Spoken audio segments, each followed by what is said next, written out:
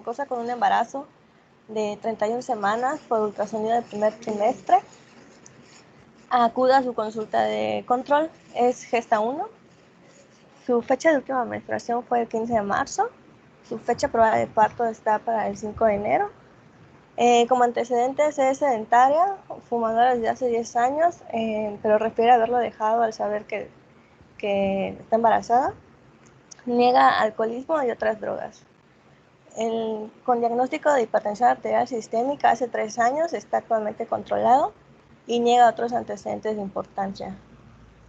A su valoración, su tensión arterial 120/80, frecuencia cardíaca 86 latidos por minuto, frecuencia respiratoria 19 y temperatura 36.5. A la exploración física se le realizó una altura de fondo uterino, este da como resultado 25 centímetros. Bueno, las preguntas que tengo son ¿cuáles son los probables diagnósticos? ¿Qué estudios solicitarían? Y el manejo a seguir. Pero, ¿a quién le vas a preguntar? No sé, cualquiera que quiera responder.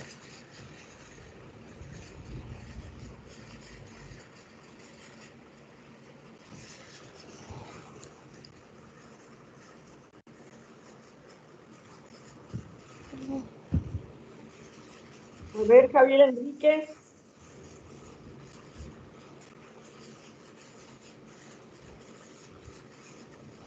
Sí, ¿cuál fue la pregunta?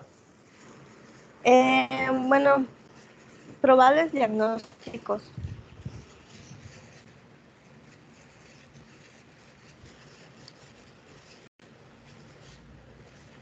Igual que estudios solicitarían y el manejo a seguir.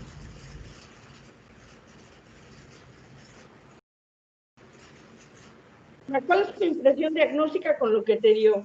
Con lo que escasamente te está dando. Es madre añosa, tiene un embarazo de 31 semanas, es primigesta, fumadora, hipertensa, y ahorita va, y lo único que nos refieren en la exploración es que obviamente está embarazada y que tiene una altura de fondo uterino 25 centímetros.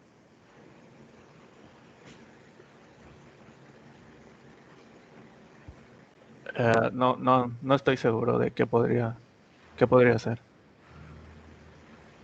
Pues lo primero es que es una primigesta añosa con un embarazo de 31 semanas, con un fondo uterino que no concuerda con la edad gestacional. Es lo único que podrías decir. ¿No? Ajá, sí, solo del fondo. Dándole que es hipertensa crónica controlada y nada más. Ese es tu diagnóstico. Ahora te preguntan, ¿qué estudio le harías? O sea, o no le harías nada. ¿Te llama la atención que el fondo, que tenga 31 semanas y el fondo sea de 25? Pues le podría hacer un ultrasonido, ¿no? Para ver si o sea, para ver el tamaño del... Mande. Un ultrasonido Para ver el tamaño del producto. Ok. ¿Alguien más?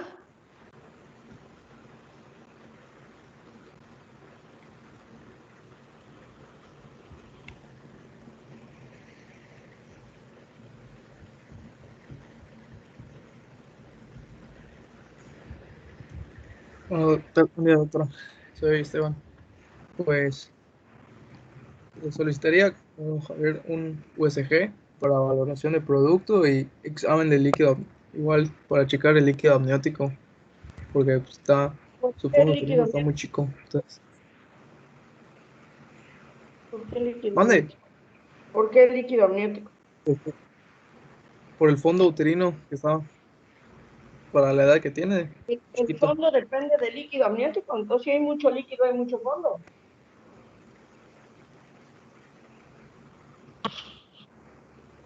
Puede tener una relación.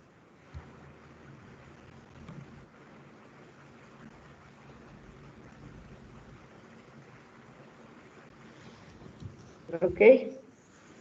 ¿Alguien más?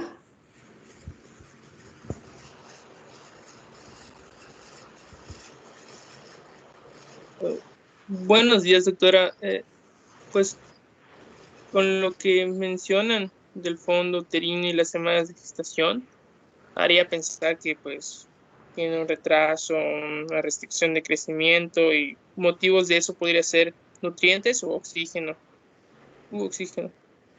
Pero Ok. no parece tener más factores de riesgo, además de ser madre añosa, porque no fuma, no ingiere alcohol, no usa drogas. Al contrario, sí es fumadora. Ese Dice que detalle, no. Ah, perdón, yo leí que no era fumadora, perdón. fumadora desde hace 10 años. Suspendido Ok, al ok, saberse yo había embarazada. leído que no era fumadora, leí mal, una disculpa. Ok. Entonces, bueno, con el fondo no corresponde, ¿no?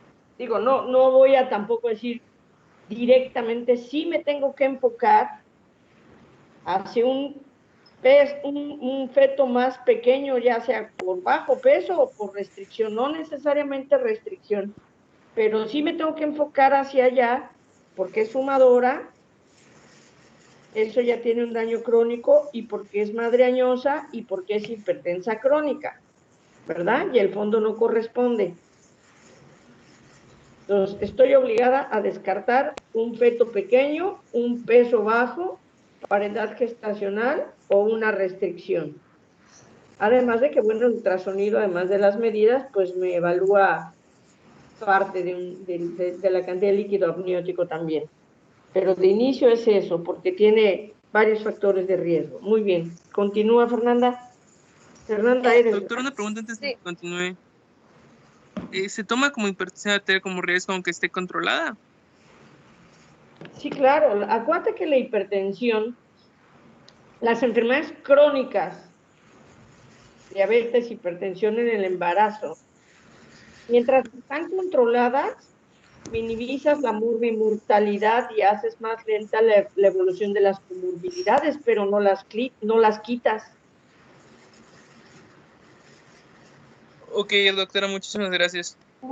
¿Cuáles son las cifras ideales de una hipertensa crónica controlada? Ya vieron hipertensión en medicina interna, ¿no? Sí, bueno, del año pasado, lo ideal es de hasta de 130-80 y en el caso de las embarazadas puede estar bien, hasta de 120. O sea, yo pregunté, no de las embarazadas, yo pregunté de las hipertensas. 130-80. 130-80 en las crónicas. Sí. Ok. Y entonces, algunos autores dicen que aun cuando la tuvieras en 140-90 sin disparos,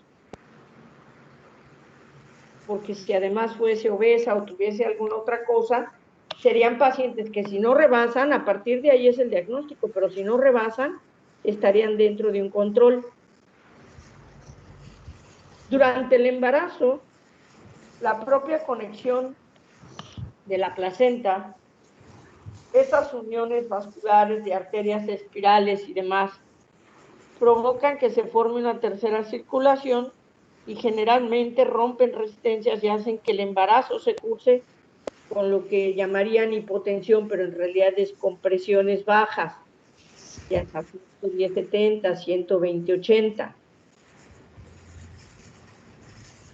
Obviamente, una hipertensa crónica controlada, si se mantuviera en 130-80, y hablamos que generalmente la gran mayoría de las mujeres embarazadas, por este aumento de volumen, esta tercera circulación, este secuestro, mantienen tensiones de 110-70 a 130-80, estamos hablando de 20 milímetros de mercurio en la sistólica y de 10 milímetros de mercurio de diferencia en la diastólica, suficiente para ser un estado hipertensivo aun cuando esté controlado y que va a causar cierta restricción.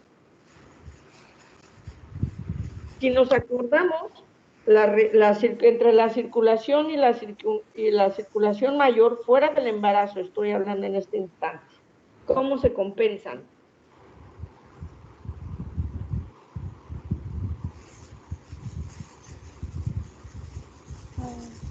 Si una sube, la otra sube, si una aumenta resistencia, la otra aumenta, o cómo se compensan una con... ¿Por qué es circulación mayor y circulación menor?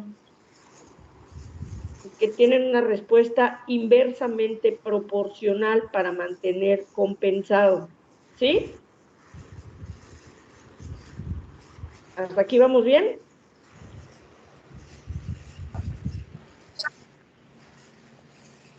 ¿Alguien conteste? Sí, doctora. Okay. Sí. Entonces, cuando llegue el embarazo y se crea esta tercera circulación úteroplacentaria, las otras dos se vuelven, ya no son inversamente proporcionales, sino responden a la par y se convierten, y la tercera es la que se convierte en inversamente proporcional. Estas se compensan. ¿Ok? Ok.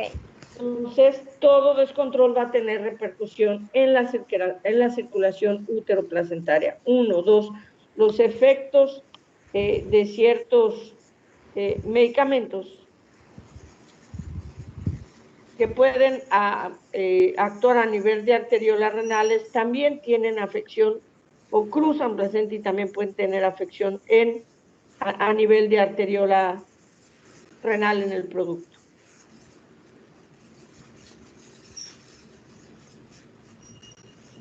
Y algunos otros que aunque no tengan una respuesta directa, también tienen un intercambio con desequilibrio en este recambio líquido o en esta cantidad de producción de líquido, y obviamente también esto puede afectar un recambio circulatorio por el cambio de tonalidad vascular.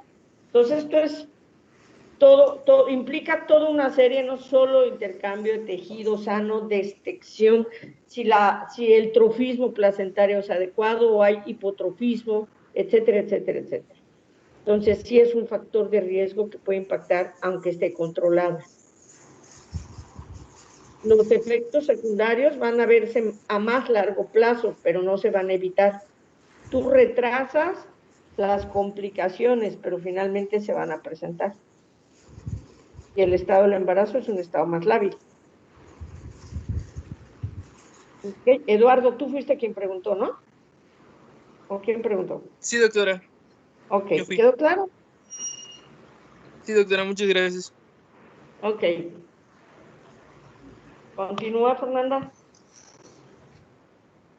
De ahí puse en mi caso porque ya no supe más cómo darle el seguimiento, porque por lo que estuve investigando es un tema algo complejo y para el médico general está más bien enfocado a la sospecha de que hay o sea, para hacer Más para pequeño. referir oportunamente, para evitar Ok, las complicaciones. pero obviamente podrías haberle agregado nada más un ultrasonido y donde supieras que hay tablas de percentil en la curva de crecimiento y que dijeras, este bebé cae en tal percentil. Por lo tanto, ahora se envía al especialista. Ah, ok. ¿Sí? O sea, ¿por qué? Porque hay que hacer muchos otros estudios, perfecto, pero si es esa sospecha, que sepas efectivamente con esos factores de riesgo como lo discutimos ahorita, y que estás obligada ante esa sospecha a pedirle un ultrasonido y saber para qué vas a buscar, y que lo vas a percentilar y lo derivas al siguiente nivel. ¿De acuerdo? Sí. Perfecto, continúa. Bueno,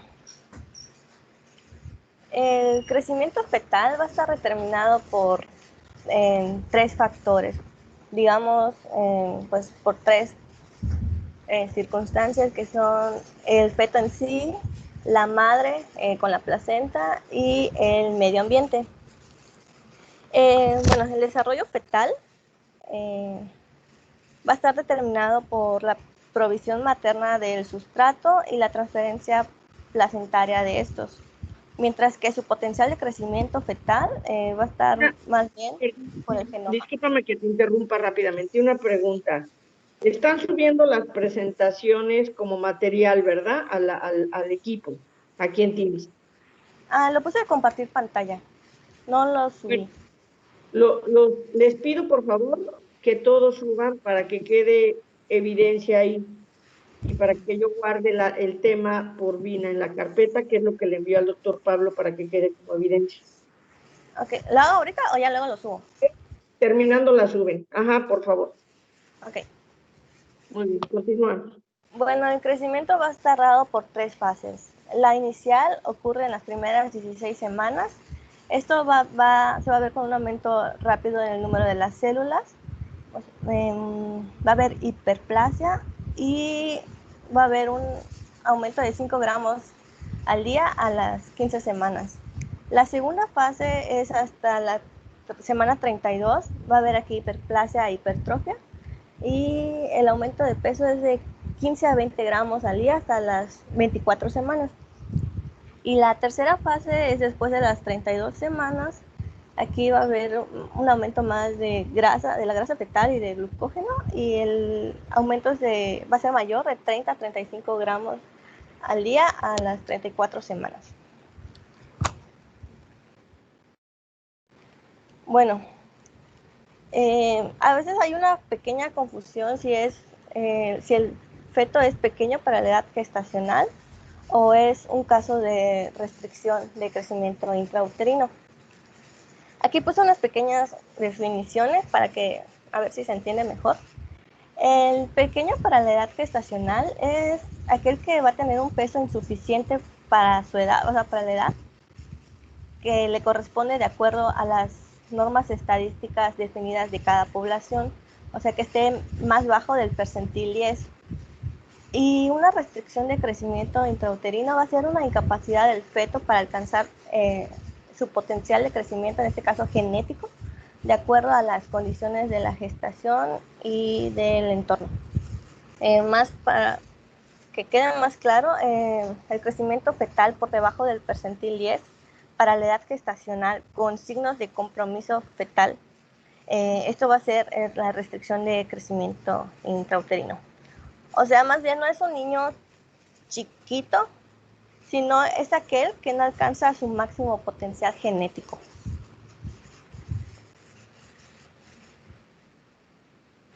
Bueno, para esto se van a necesitar 4 cosas. Tener la fecha exacta de edad gestacional. La ecografía va a ser el método más exacto. Los estándares de crecimiento deben individualizarse y ajustarse a valores fisiológicos. En este caso, pues sería la región. Por ejemplo, acá en Yucatán no va a ser los mismos parámetros que en el norte, Monterrey, Chihuahua. Se debe considerar las enfermedades maternas y fetales, y el peso óptimo se debe evaluar igual con una curva de crecimiento individualizada. Esto igual va a estar dado por la genética de la madre y del padre. Bueno, el RCIU afecta hasta el 15% de los embarazos. La prevalencia en América Latina es del 10%. El 52% de los nacidos muertos se asocian con esto, y el 10% de la mortalidad perinatal se puede considerar como una consecuencia, pues, de la restricción del crecimiento intrauterino.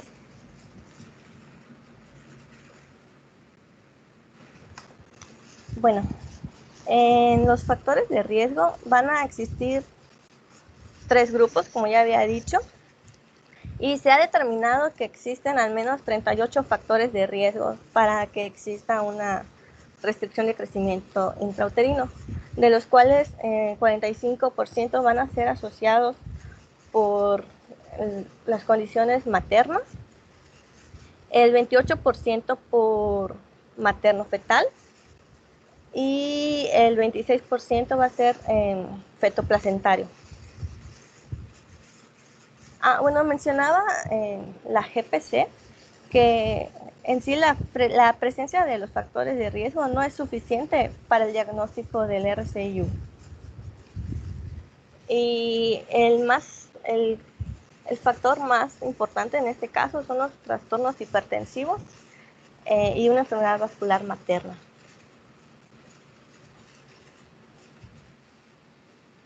Bueno, aquí hay otro. Esto lo saqué del Williams y este es de la GPC. Igual como factores de riesgo van a ser madres con bajo peso al nacimiento. Mencionaba que por debajo de 1,50 m y un peso menor a 50 kilogramos es cuando hay más riesgo. Igual el embarazo en adolescentes y en mujeres de edad avanzada, particularmente si son primigestas. También una ganancia de peso insuficiente va a estar asociado con bajo peso al nacimiento y fetos pequeños para la edad gestacional. Fetos pequeños para la edad gestacional.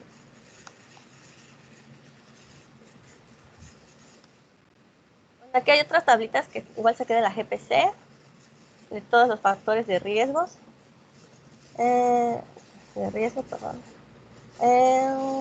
Bueno, este es de la madre, la edad, el bajo peso, la pobre ganancia de peso, anemia, fumar. Este es del feto. Este es por infecciones. El mayor va a ser, o sea, la infección con mayor porcentaje es la rubiola, seguido del citomegalovirus. Hasta aquí todo bien, doctora.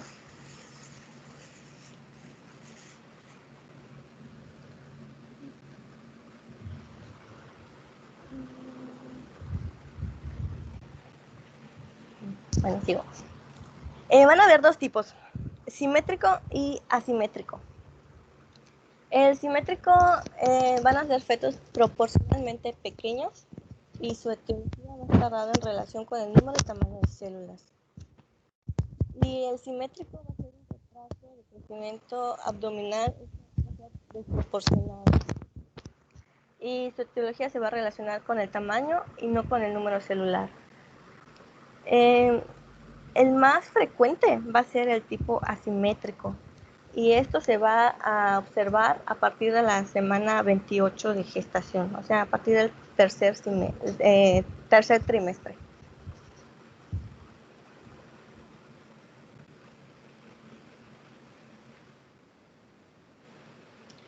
Bueno, para el diagnóstico es importante siempre establecer la forma más precisa de la edad gestacional. El USG de puse semestre, pero es trimestre. La medición craneocaudal va a ser la más exacta. Doctora, tengo una duda.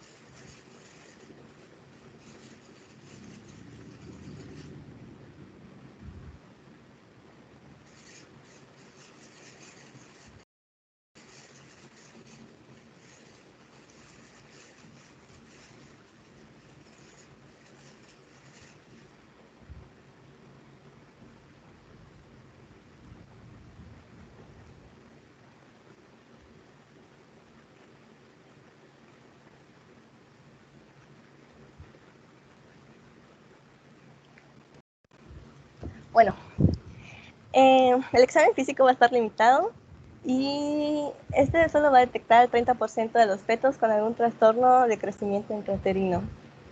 En sí, la medición de la altura del fondo es incierto, no está comprobado que sea realmente para establecer un diagnóstico.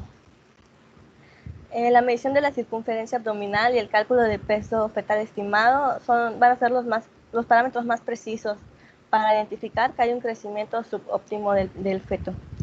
Y pues, como ya había mencionado, se recomienda el uso de curvas de crecimiento fetal individualizadas. Aquí pues puse un ultrasonido, es un corte sagital para poder medir la longitud craniocaudal. Igual se recomiendan las fórmulas de Shepard y Aoki. Igualmente el diagnóstico bioquímico, esto es más bien para descartar una cromosomopatía. La hormona gonadotropina y el alfa-fetoproteína, si están elevados, sería por un probable síndrome de Down, y la proteína A asociada asociada a la placenta y el estriol bajo igual va a estar asociado con un síndrome de Down. El placentario va a ser más bien un agente químico etiológico que va a estar relacionado a la diabetes gestacional. En tratamiento farmacológico, pues la verdad no hay mucho. Es solo si se detecta, es un esquema de maduración pulmonar, como ya se había mencionado, la betametasona, la hexametasona.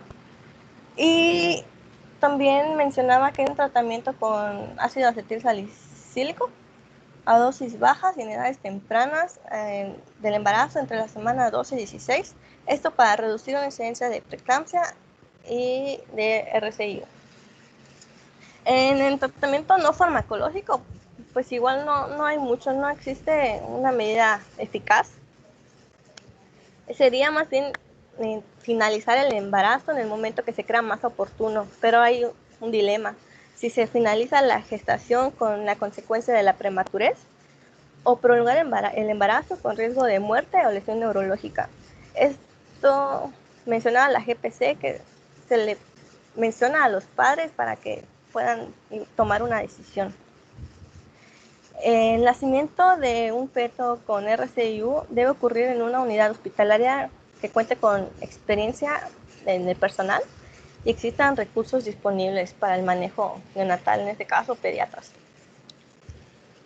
Van a haber complicaciones inmediatas que serían la asfixia perinatal, aspiración de meconio, policitemia, hipoglicemia, hemorragia cerebral y pulmonar, enterocolitis necrotizante y riesgo de muerte súbita del lactante.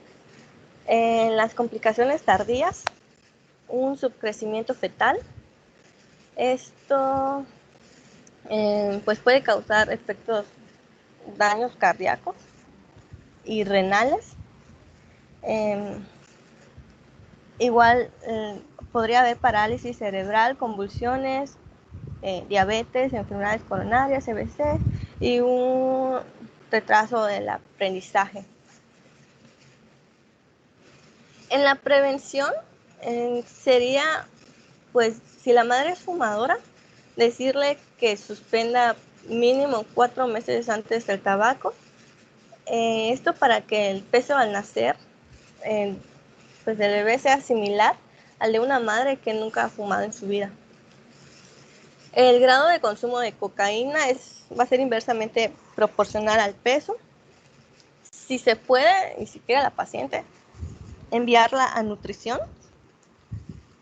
Si hubo un embarazo previo, si fue pequeño para la gestacional o fue RCIU, pues vigilarlo porque hay mucho riesgo de que vuelva a suceder. Y pues siempre tener la datación precisa de la edad gestacional. Y aquí está un algoritmo de los pasos a seguir. Una vez que se diagnostica el embarazo, determinar la edad gestacional precisa. Este va a ser, pues si se puede, desde el primer trimestre. Medir la longitud craniocaudal, llevar un buen control prenatal, pues medir la altura del fondo uterino. Si esta corresponde con edad gestacional, continuar con su control. Si no corresponde, mandarlo a hacer un ultrasonido, fetometría y sacar el peso fetal estimado. De acuerdo a las tablitas, si está mayor del percentil 10, continuar con el control.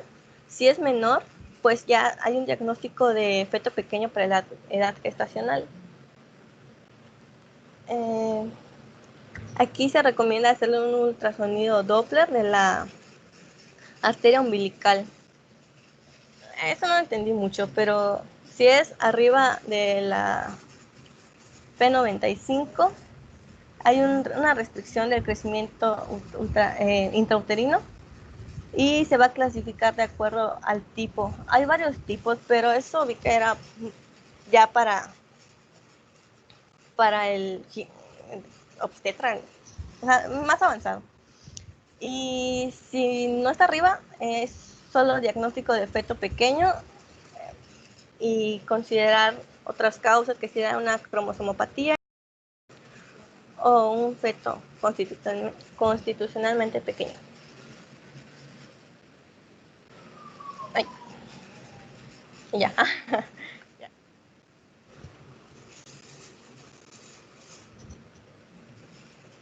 Listo. ¿Alguna pregunta?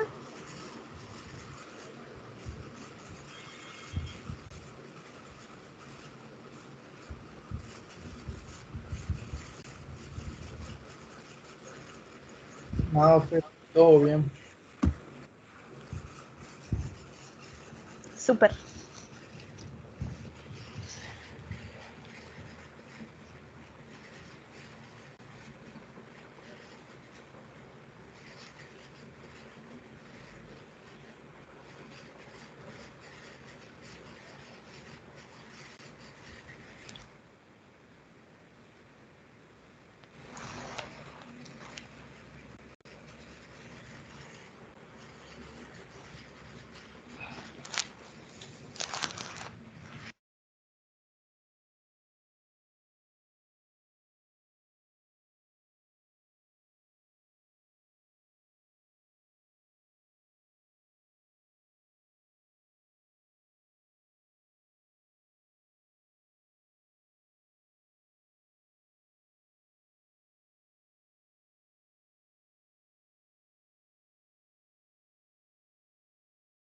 ¿Quién sigue?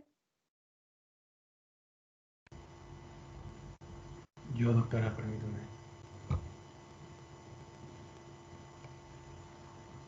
¿Dudas, preguntas del tema de RCIU?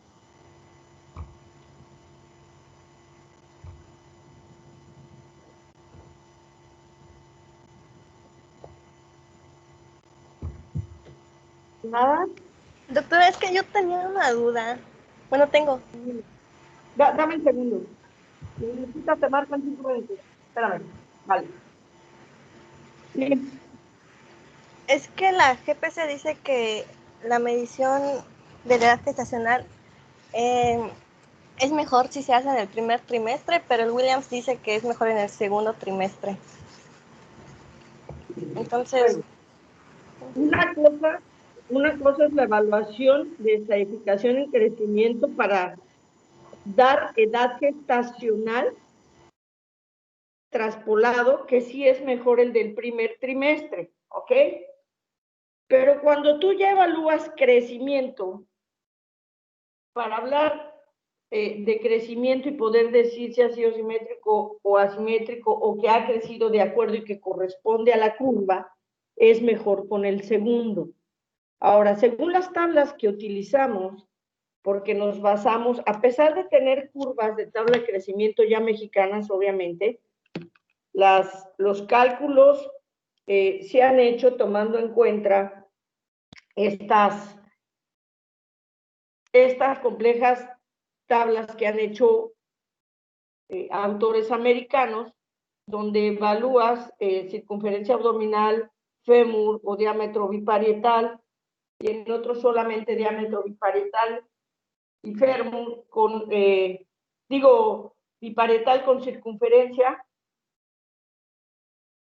para ver la diferencia en cuanto a los crecimientos, y ahí sí obviamente la evaluación es mucho mejor si la haces para la curva con el del segundo trimestre. A eso se refiere. Y lo que pasa es que Williams son de acuerdo a esas tablas anglosajonas. Con cualquiera de los dos es válido. Ahora, hay que tomar en cuenta también el tamaño de los papás, el antecedente de morfología genética a la vista que puedas ver para poder saber si realmente es un bebé más chiquito, con restricción, perdón, o con bajo peso. Y esto documentado no solamente con la curva de crecimiento, sino también con las pruebas de bienestar fetal. Ok, gracias. Doctora. ¿Sí?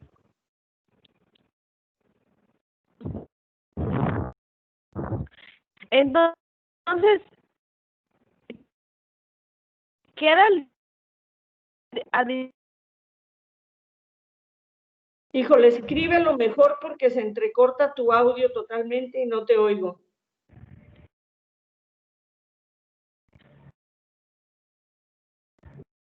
Okay.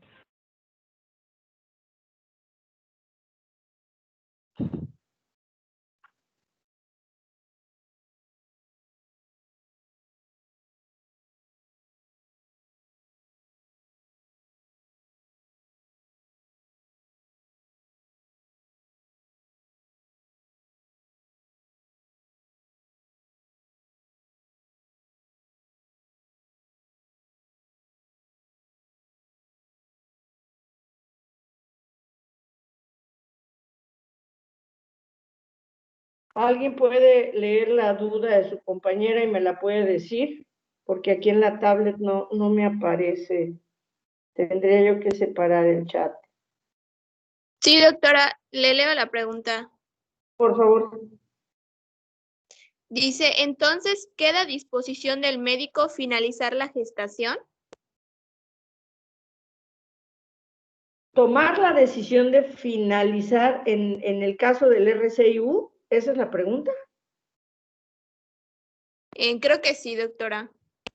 Bueno, acuérdense que en RCIU va a tener etapas, va a ser un proceso de hipoxia crónica que tiene diferentes etapas de compensación y que obviamente dependerá de todas las pruebas de bienestar fetal y vigilancia, de las cuales dependerá la decisión de la interrupción, ¿no? Se hacen pruebas Doppler, que mientras se mantenga dentro de rangos no hay ningún problema. Cuando empieza a haber descompensación y alteraciones en los resultados Doppler de la impedancia a nivel se van a evaluar tanto uterinas como umbilical como cerebral media, y cuando empezamos a ver alteraciones en estos flujos es cuando se interrumpe el embarazo. Entonces, obviamente, pues no tanto que dependa del médico, sino dependerá de la alteración de los flujos. Ahora, si ya tengo la restricción, si tengo todas esas patologías, estoy en un hospital de segundo nivel donde no tengo una vigilancia Doppler, en este momento está bien, ya di maduradores, ya tiene protección neurológica y no tengo con qué vigilarlo, pues podría estarle haciendo una prueba sin estrés cada 72 horas y mientras no haya alteración, esperar. Pero generalmente se vigilan con Doppler. Afortunadamente ahorita sí lo tenemos y se van vigilando. Se dan sus maduradores, se da su protección neurológica y esperamos así que no haya ninguna alteración y se programan para interrupción. Pero en aquellos en los que ya se presenta alteración en los flujos, tenemos que interrumpirlos. ¿Quedó claro? Creo que preguntan a Beatriz, ¿verdad? ¿Quedó claro, Ana Beatriz?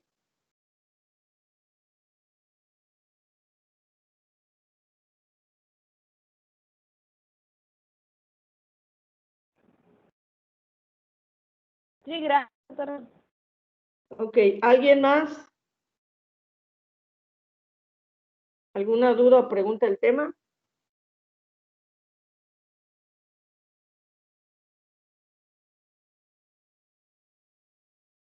Ok, entonces quien sigue es Paulo.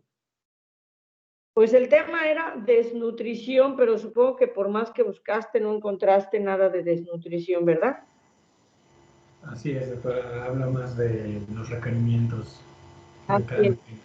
No hay, a lo que va enfocado el tema es que toques cuáles son los requerimientos y todo, pero que sí por ahí sepamos que de acuerdo a ciertas situaciones carenciales en la nutrición que son independientes de la anemia, pues también puede llegar a causar alteración. ¿Ok? Correcto. ¿Se ve completa la pantalla? Sí, sí se ve completa. Entonces puedes empezar, continúa. Ok. Hoy, Yo les voy a perdón, hablar. Sí, perdón, ¿no ya quieres ir en clase? a las 12. Ok. A las Entonces, 12. empieza y 10 minutitos antes de las 12 terminamos para que les dé tiempo de un vasito de agua, de estirarse o de ir a hacer intercambio de control hidroelectrolítico y después continuar con su otra clase. ¿De acuerdo? Ok. Voy a hablar yo Gracias. de dos temas, doctora. Si quiere, vemos el primero y vemos cómo está el tiempo. Pues tú empiezas. Cuando veamos cómo va el tiempo, yo te aviso. Bueno, voy a comenzar por el tema de la nutrición en el embarazo. Bueno, es bien sabido que durante el embarazo van a aumentar los requerimientos tanto de energía como de vitaminas, proteínas, minerales y entre otros nutrientes. Es muy importante, si la mujer se piensa embarazar, que desde tiempo antes acuda a consulta para que se realice una antropometría, se mida su índice de masa corporal, se le den las recomendaciones alimentarias pertinentes y se inicie un monitoreo. De no ser así, de no ser el caso de que sea un embarazo planeado, también pues es muy importante que la mujer acuda lo más pronto a consultar para que se inicie este seguimiento.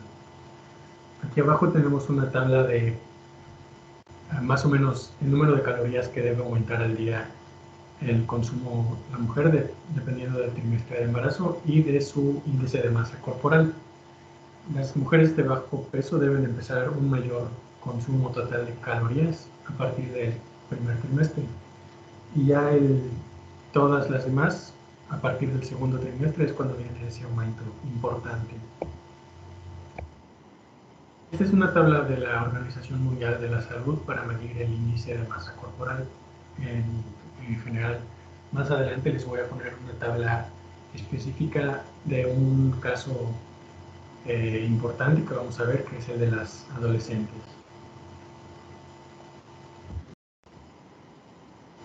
Bueno, aquí estas son las complicaciones que pudiera llegar a tener durante el embarazo una mujer cuyo índice de masa corporal la ubique en bajo peso o sobrepeso o incluso obesidad.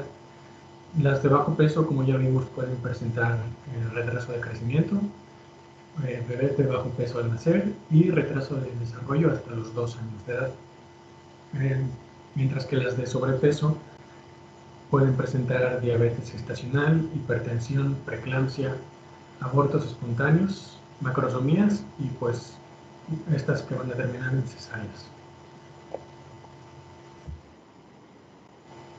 Esta tabla nos dice las recomendaciones para la ganancia de peso durante el embarazo.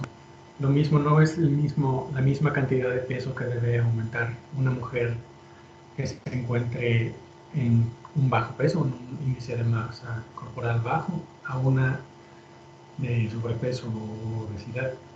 En general, las mujeres con bajo peso deben ganar más peso durante el embarazo y las mujeres con sobrepeso u obesidad deben cuidarse de no aumentar mucho.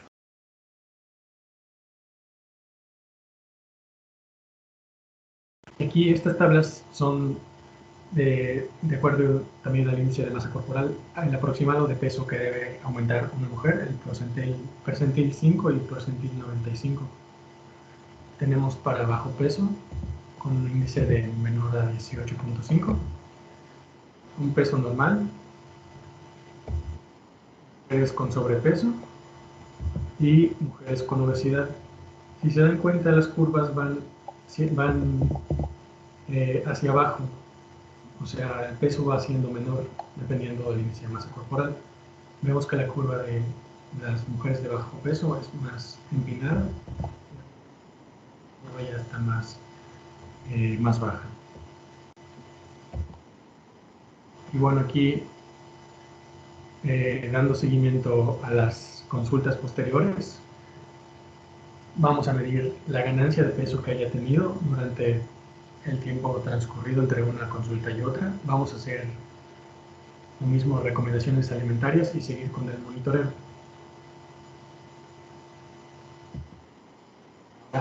Entrando a los casos especiales. El primero de ellos, como les mencioné, son pacientes adolescentes. Son pacientes que se consideran desde el principio pacientes de alto riesgo porque su madurez fisiológica no está completa aún. Y por ende sus necesidades alimenticias de por sí, porque la mujer adolescente está en desarrollo, se suman a las necesidades del feto. Entonces, en general vamos a necesitar mayores requerimientos nutricionales y alimenticios. Y pues esta es la tabla para medir el índice de masa corporal dependiendo su edad. Vemos que los valores son mucho más bajos en comparación con la tabla que presenté al principio. Aquí lo importante en un embarazo adolescente, como les mencioné, es que las necesidades alimentarias aumentan. Por tanto, vamos a tratar de mantener a estas pacientes en el límite superior de su curva correspondiente. Si fuera una curva de bajo peso, nos vamos al límite superior. Si fuera un adolescente con obesidad, de cualquier manera nos vamos al límite superior y tratamos de mantenerla en ese peso. Caso contrario son mujeres de talla baja. Se considera así cuando la mujer mide por debajo del 1,45 m. Aquí hay un riesgo importante de desproporción cefalopélvica si no se da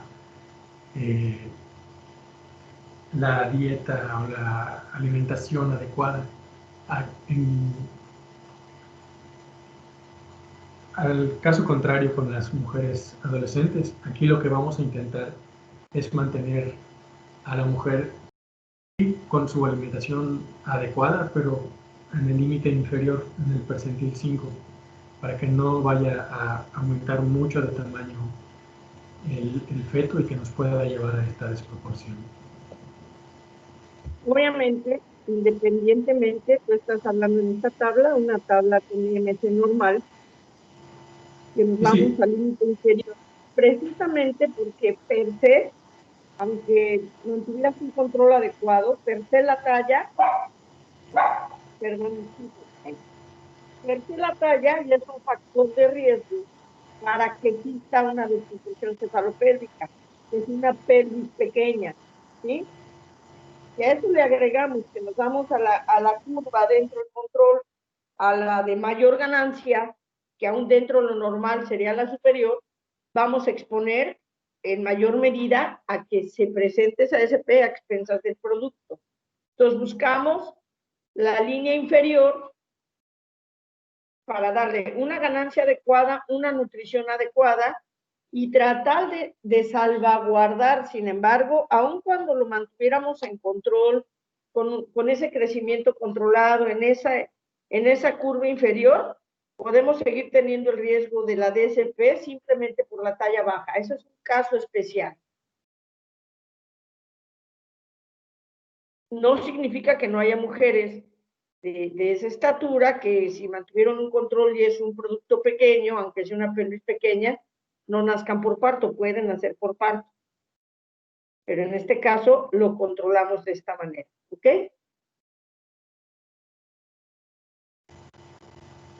Correcto.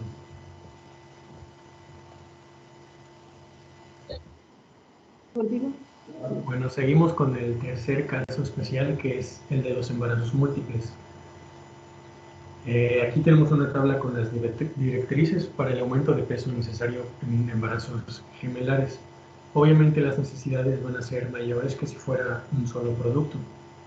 Aún así, vamos a a separar, a clasificar más bien a las mujeres a partir de su índice de masa corporal preconcepcional.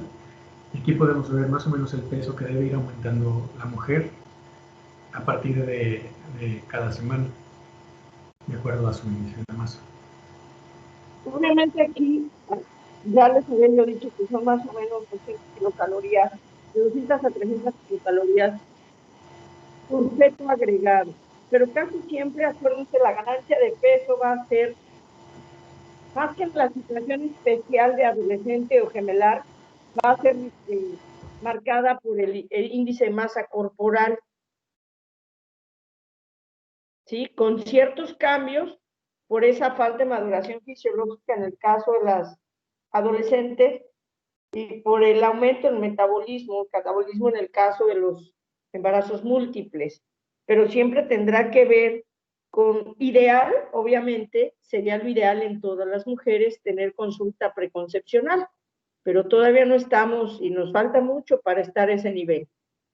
Hoy día no que no haya, ya hay unas cuantas pacientes que se preocupan por una consulta preconcepcional. La gran mayoría llega después del primer trimestre, muy poquitas en el primer trimestre y otras inclusive casi al final del segundo trimestre. Entonces, aquí lo ideal sería que pudiéramos tener un IMC preconcepcional y empezar a ver si está en lo normal, si está con sobrepeso o si está en obesidad, para nosotros entonces ya más o menos calcular cuál es la ganancia de peso que se recomienda o la ganancia y cuál es la total al final del embarazo, ¿no? Continúa.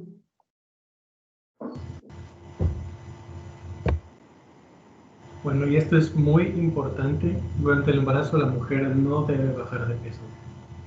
Si llega una mujer con una consulta subsecuente y con su antropometría te das cuenta que está bajando de peso, es una señal muy mala, es de riesgo. Entonces tenemos que cuidar que la mujer no baje de peso.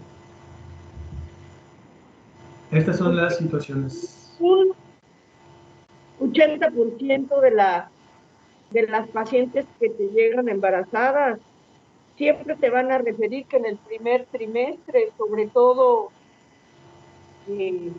hasta antes de las 9 semanas, todas tienen pérdida de peso por el efecto del aumento de la concentración en gonadotropinas. Y entonces tienen náusea, vómitos, y está el crecimiento fetal dentro de lo normal y sus laboratorios dentro de lo normal, pero pierden peso. Entonces, obviamente, hay una cantidad permisible al inicio, ya después ya no, y eso es lo que hay que evaluar, pero no hay que quedarnos con que nunca pierden peso. Al inicio del primer trimestre pueden llegar a perder de 1 a 3 kilos aproximadamente y después empiezan a tener ganancias.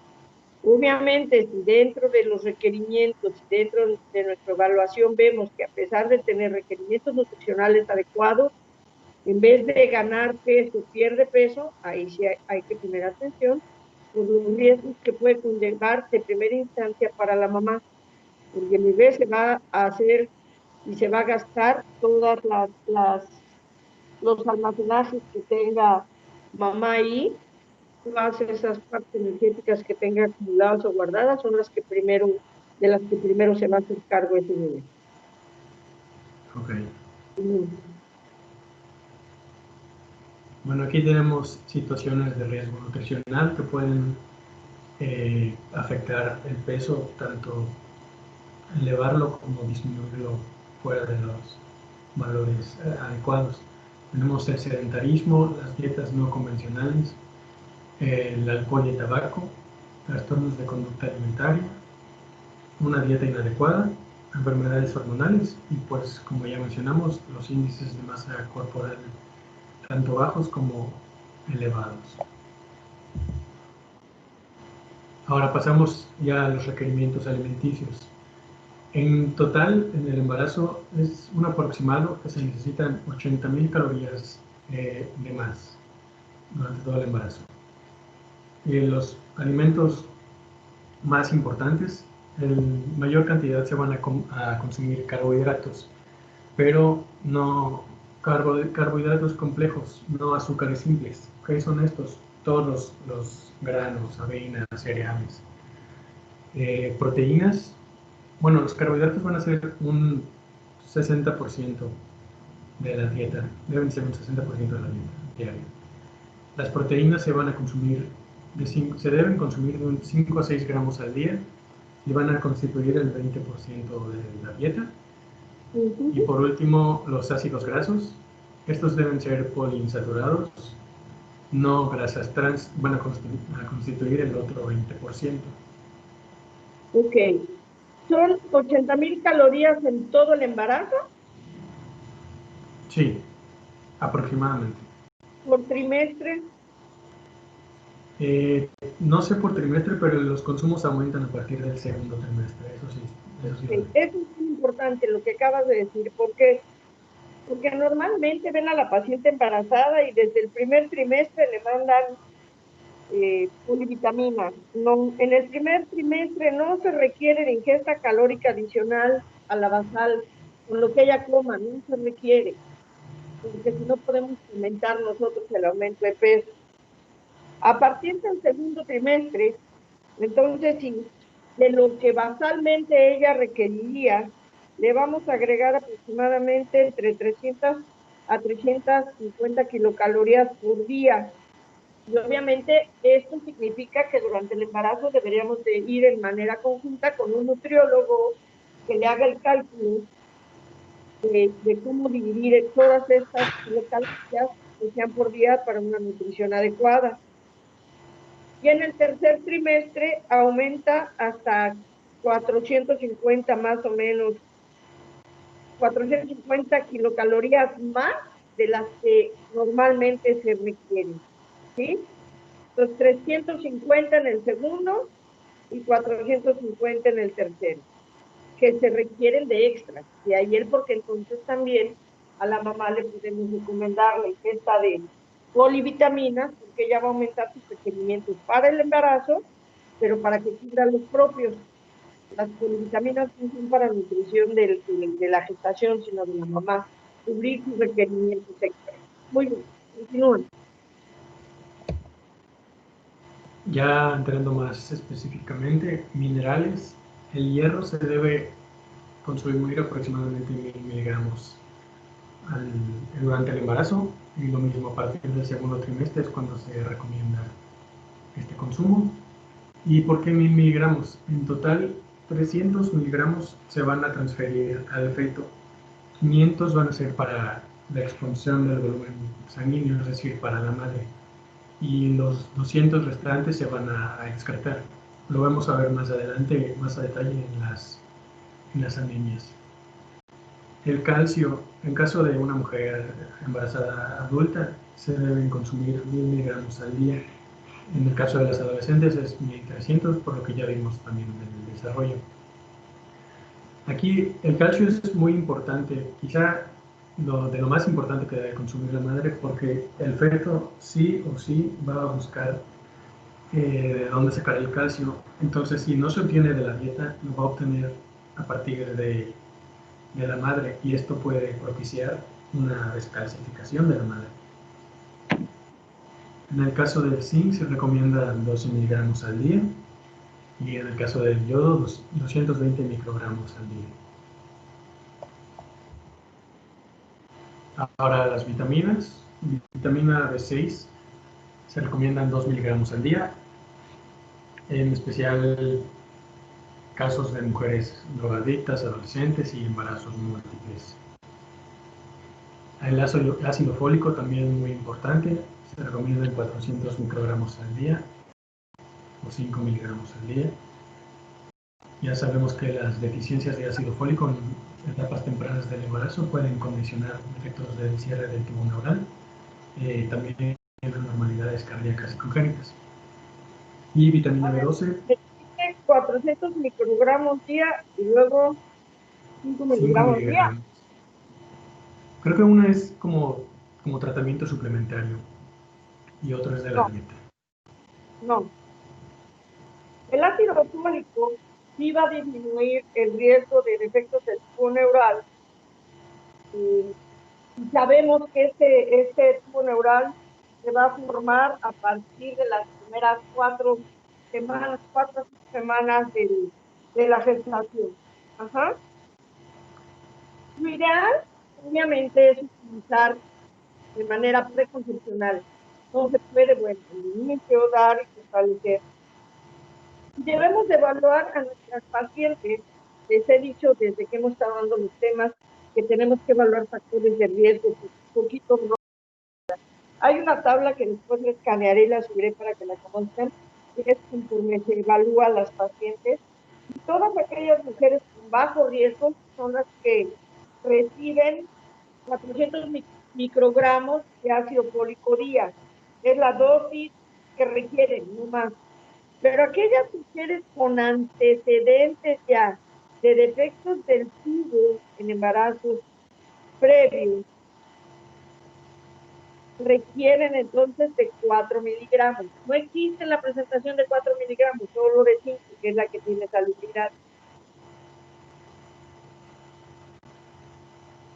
¿Sí?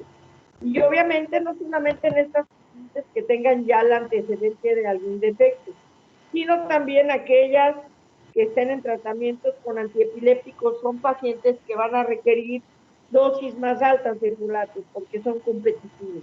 Y ahí la diferencia. Bajo riesgo, 400 microgramos o 0.4 gramos. Mujeres con alto riesgo y por tener antecedentes de defectos del tubo, ellas ya requieren 4 miligramos día. ¿Estamos de acuerdo? Ok. Sí, doctora. Continúa. Bueno, en cuanto a la vitamina B12, también los niveles bajos pueden perjudicar en el efecto del cierre del tubo neural. Y aquí es importante porque, como podemos ver en la imagen, muchos alimentos, si no es que todos, que proporcionan esta vitamina son de origen animal. Entonces aquí pacientes de riesgo van a ser todos aquellos pacientes vegetarianas. O veganas. Veganas y vegetarianas. También el exceso de vitaminas se puede condicionar. En cuanto a las vitaminas, también tenemos la vitamina A. Aquí es importante no pasarse de la dosis porque puede condicionar a malformaciones congénitas por arriba de 100.000 unidades internacionales al día. Se recomienda un consumo menor a 20 microgramos. Son 10.000 unidades internacionales. Sí. Vitamina D, esta se puede obtener tanto de los alimentos o a partir de la luz solar. No es tan necesario su consumo. En microgramos, para que entendamos, la vitamina E es aproximadamente 750 microgramos día.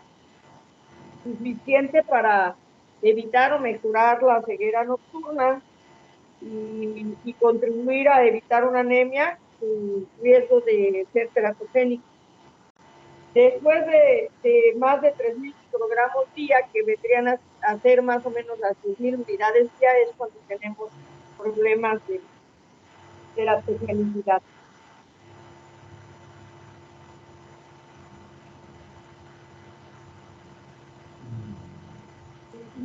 Bueno, por último, la vitamina C se recomienda de 80 a 85 miligramos al día.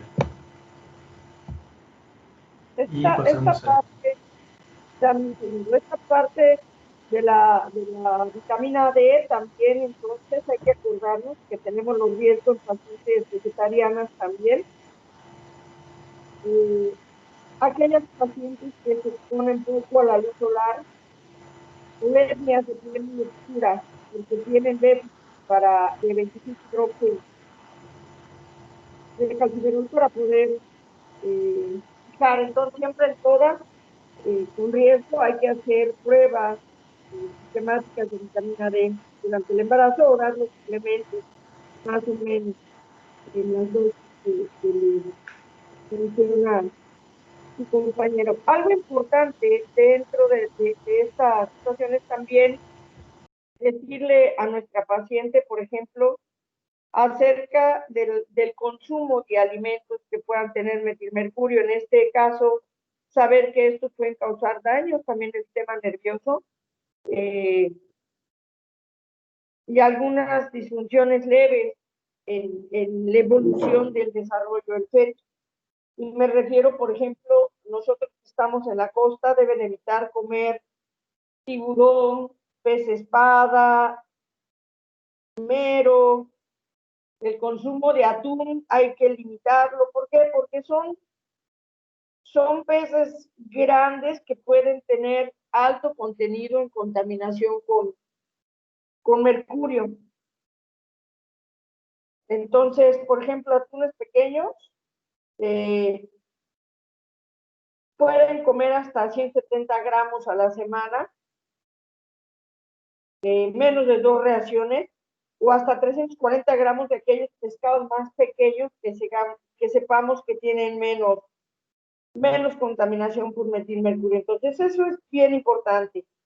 Otra cosa que nos van a preguntar frecuentemente es el café, la cafeína, porque las mujeres consumen café. Un consumo moderado es seguro, y estamos hablando menos de 200 miligramos día. Aproximadamente una taza de café contiene más o menos 95 o 100 miligramos de cafeína. Entonces, menos de 200 no pasa nada. Hay estudios, pruebas sólidas de que esta cantidad de cafeína no va a aumentar el riesgo de abortos ni el riesgo de retraso en el crecimiento intrauterino, por ejemplo.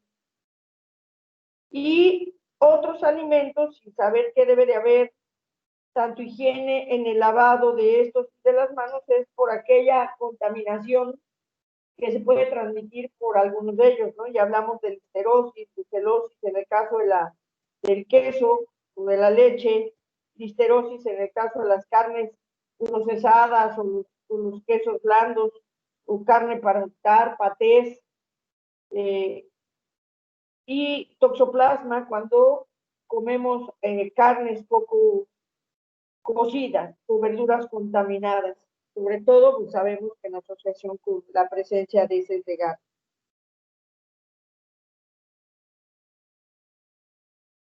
Entonces, estos son puntos también dentro de la nutrición que son importantes.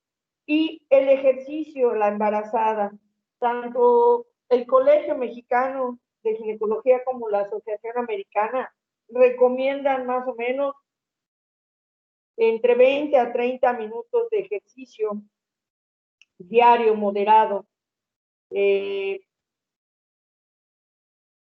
Sobre todo van a ser aquellas actividades de elasticidad, ¿no? Ejercicio de bajo impacto, evitar aquellos de alto impacto. Y obviamente solamente en caso de que tuviera la paciente por alguna razón, ya sea infecciosa o mecánica, una amenaza de parto pretérmino, ahí sí se podría suspender el ejercicio que estuviera practicando, si no, no hay contraindicación. En realidad el ejercicio contraindicado en el embarazo solamente irá en dirección a aquellas pacientes que sepamos que tienen enfermedad cardíaca o enfermedad pulmonar, o aquellas que ya tienen un diagnóstico, prueba de incompetencia ísmico-cervical, sea casos especiales o que sean embarazos múltiples, casos especiales que nos puedan representar un riesgo, una placenta previa, entre otras. Y si no las presenta, está indicado que puedan hacer un poco de ejercicio y limitar algo que nosotros conocemos, no sé si alguno de ustedes ha oído algo sobre la pica. ¿Saben qué es la pica?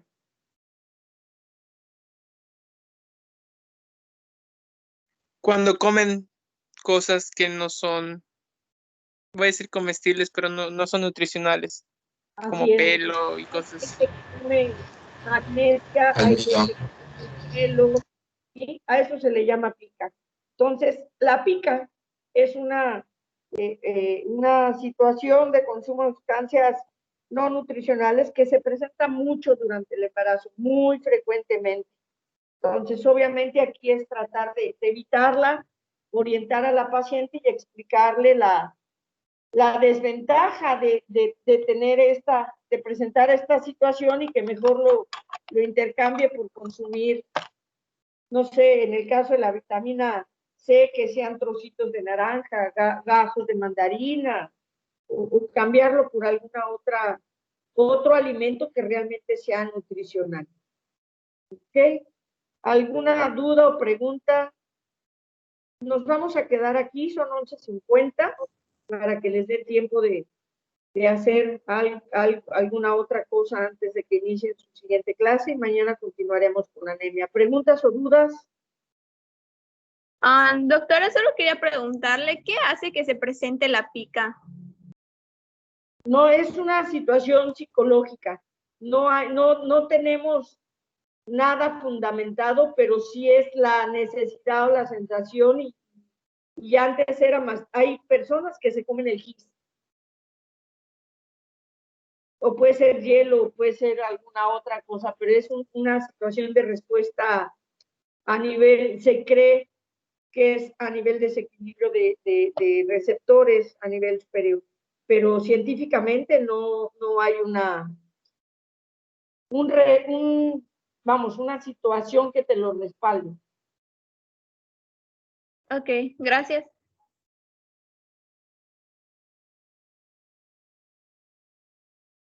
¿Alguien más?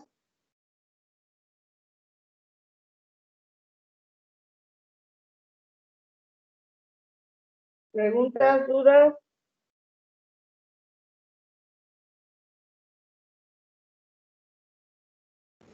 No, doctora. ¿Nada? No, doctora. Bueno, chicos, mañana les voy a pedir que me den un lapso a lo mejor de 10, 15 minutitos. Espero que no sea más, y no creo que sea más. Por si ven que no entro, que me den ese tiempecito. Si no, llegaré igual que hoy, a tiempo o un poquito antes.